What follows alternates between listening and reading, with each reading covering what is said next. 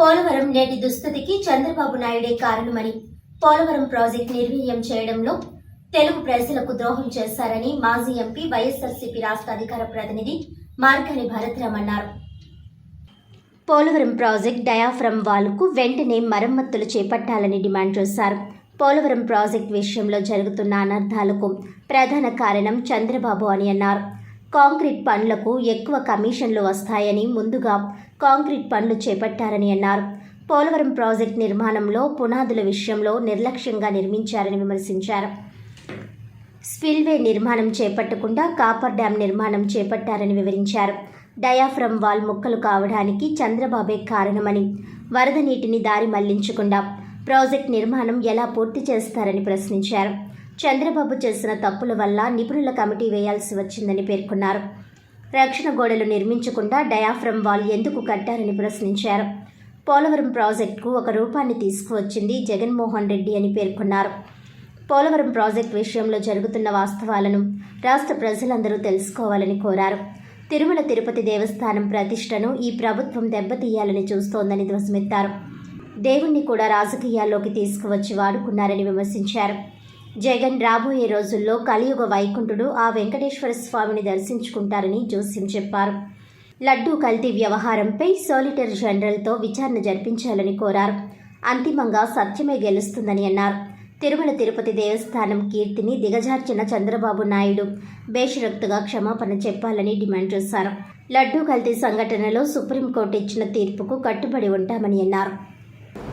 మనకి అంటే సుప్రీంకోర్టులో ఈ యొక్క తిరుపతి అంశం, లడ్డు అంశం ఉంది కాబట్టి అది సబ్జుడీస్ కాబట్టి నేను దాని గురించి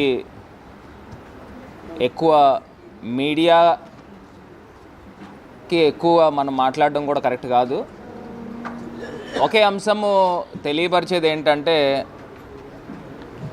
నిన్న సుప్రీంకోర్టు కూడా క్లియర్గా అంశం అయితే దేవుణ్ణి రాజకీయాల్లోకి లాగవద్దనే ఒక అంశం.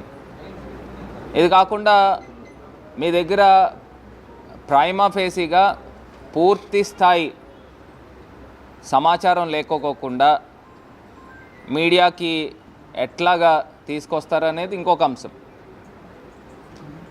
అదే రకంగా తిరుమల తిరుపతి దేవస్థానం ఈవోకి సంబంధించి అంశాలు ఏమేమి మాట్లాడారు అనేది కూడా ఆయన ఫస్ట్ స్టేట్మెంటు, సెకండ్ స్టేట్మెంటు, అదేవిధంగా కాన్స్టిట్యూషనల్ పవర్స్లో ఉన్న మరి చంద్రబాబు నాయుడు గారు ఏ రకంగా మీడియాకి ఎంతో పవిత్రమైన తిరుమల తిరుపతి దేవస్థానం యొక్క సెంటిమెంట్ని ఏ రకంగా దెబ్బతీస్తూ ఉన్నాడు అనేది అర్థమవుతుంది.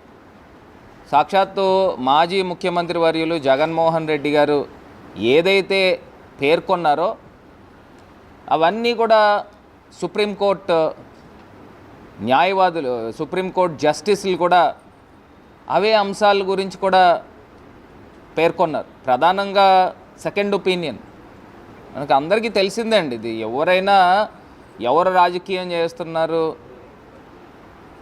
ఎవరు వాస్తవాలు మాట్లాడుతున్నారు, సో ఖచ్చితంగా అంతిమంగా సత్యమే గెలుస్తుంది. సత్యమేవ జయతే, ఖచ్చితంగా గెలుస్తుంది. ఇది ఎలాగ 3వ తారీఖున సుప్రీంకోర్టుది ఇంకొక హియరింగ్ ఉంది కాబట్టి ఖచ్చితంగా ఆ రోజు వచ్చిన తర్వాత మనం ఈ అంశాల గురించి పూర్తిగా మాట్లాడదాము. రెండోది, హై కాన్స్టిట్యూషనల్ పవర్స్లో ఉన్న వ్యక్తి ఇట్లా మాట్లాడితే ఏదైతే స్పెషల్ ఇన్వెస్టిగేషన్ టీం ఏదైతే మీరు వేశారో దానికి ప్రభావితం లోనవుతారనేది కామన్. సో వన్స్ ఇంకా ప్రోబ్ జరగకుండానే పూర్తి స్థాయిగా ఇలా బహిరంగంగా స్టేట్మెంట్స్ ఇవ్వడము, మరి ఖచ్చితంగా దీని గురించి హిందూ లోకానికి ప్రత్యేకించి చంద్రబాబు నాయుడు గారు బేషరత్తుగా క్షమాపణ చెప్పాలని ఈ సందర్భంగా తెలియపరుస్తాం.